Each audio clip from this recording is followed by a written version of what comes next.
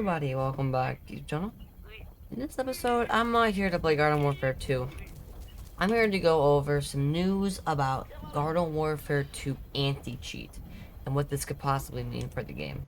I'm not sure how many of you kind of keep up to date with the Garden Warfare scene these days, but just recently we had this thing from EA saying EA anti-cheat Plants vs Zombies Garden Warfare 2, which basically was detailing what their changes plan to be for Garden Warfare 2 and how they plan to update the easy anti-cheat. So let's go ahead, let's give a little look at this little document, and I'm going to give my perspective from both sides. So EA anti-cheat and Plants vs Zombies Garden Warfare 2. Over the past few months, we've identified an issue affecting our Plants vs Zombies Garden Warfare 2 PC players. As a part of our ongoing efforts to create a safe and fair experience for all players, we'll be rolling out an update in March 2024 that will transition Plants vs Zombies Garden Warfare 2 for PC over to EA Anti-Cheat. The update will adjust status corruption exploit affecting some of our PC players. This update will be ending support for Garden Warfare 2 on Windows 7, 8, and 8.1. Additionally, it will not run natively on SteamOS for Steam Deck with this update, which I don't think anybody really cares about that. But anyway, why EANTG is a kernel mode ATG, an anti-tamper solution developed and in-house that Electronic Arts PC cheat developers have increasingly moves kernel, so we need to have kernel mode protection to ensure fair play and technical PC cheat developers on an even playing field. As tech-inclined video game ourselves, it's important to make sure that the kernel anti-cheat included of our game act of a strong focus on privacy and security. Let me just run down. Basically, they're updating the anti-cheat in-game to prevent mods from going into online games, and it could also prevent mods from being installed in general. So I'm gonna give my little 2 cents on this. I think this is a good thing if you're just your average Joe Schmo player that just kind of plays the game for fun. Isn't like I must have 25 different mods to make the game the most cool, insane thing ever and put into private play remastered.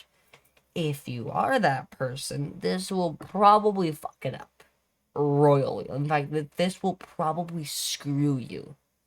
Because my guess is this isn't going to be an anti-cheat for just online gameplay. Now, is this in general a good thing? I don't... maybe. Because it will prevent a hacking situation in which we've seen hackers in Plants vs Zombies 2 more times. I'm just going for 2. Pretty damn often. In fact, very often. More in recent months than anything. But we have seen, cheaters in games, and it's just like, it gets annoying. Like, I can even give you a prime example of, like, a couple days ago, I was just kind of grinding out chemists. I ran into a Hypnoflower with, like, 5,000 health in an online game that just sat in the base, spawned in flowers that captured the base, and we didn't win a single round for, like, 10 games straight. So, it's great in that regard, obviously. But, if we look at, mods, there's all sorts of different mods for Plants vs. Zombies Garden Warfare 2. I mean, we can just literally just look at this page here. It's just where you would get your mods. I mean, there is... Well, so, this is already an issue. Damage buff works in multiplayer. What? What is going on? But, if we just look at... What are we probably going to be looking for? Really? Anyway, this is where you would probably get most of your mods from would be right in here. For obvious reasons. Like, Infinity of Everything, Ultimate Boss Project Visionary, Vivid Warfare, and Unlocker, Private Play Remastered, Extra Characters Pack Remastered, loads of variants, Infinite EXP, and Debug Menu.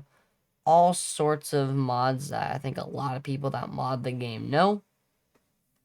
And my guess is mods like this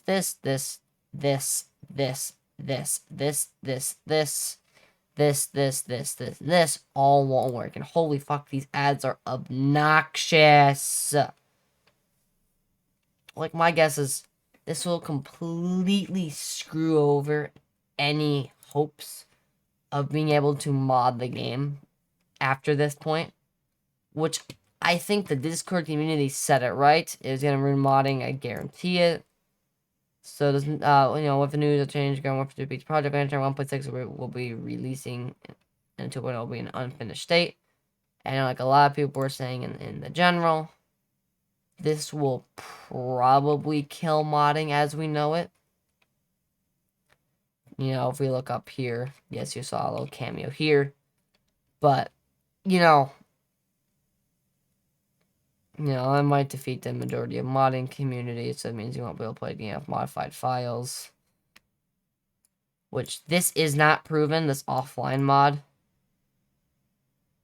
Which...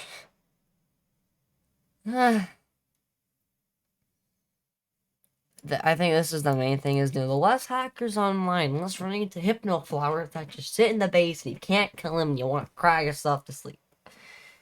You'll see less of that, which inherently is probably a good thing, but I think it will probably kill this modding community, and this is just a project visionary. This isn't even like the Frostbite modding selection of people.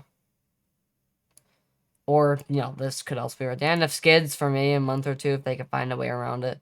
But I've looked into this anti-cheat. This anti-cheat is ridiculously strong. It's insane. It is so strong. But, like, I do think it will kill the modding community. Which I think in general is more of a bad thing than a good thing. But, maybe I'm crazy. Oh, if we look at this, why is kernel level anti-cheat needed? It varies on game-to-game basis. For games that are highly competitive and contain many online modes, such as 2, kernel mode protection is absolutely vital in cheat programs that bring kernel space to make your anti-cheat functionally invisible to anti-cheat solutions to live in user mode. For the last few years, we have seen an increase of cheats and cheat coordinates operating kernel mode, so the only reliable way to detect and block these is to continue to have our anti-cheat operate there as well. So, fundamentally, it's a good thing if you're looking at it from a outside perspective, average Joe Schmo looking on in for the modding community. It's just a whole bunch of fish paste barnacles bullshit, basically. Like, oh, you're killing the game. This is gonna be the end of Garden Warfare 2. My thoughts on it, I think this in general will be a good thing. But I do think we'll see an extreme player-based drop-off once this update rolls out in probably about a month and a half. So that's my thoughts and take on the whole situation. And I guess I'll see you guys in the next video for probably some Garden Warfare 2. Until then, and always, see you next time.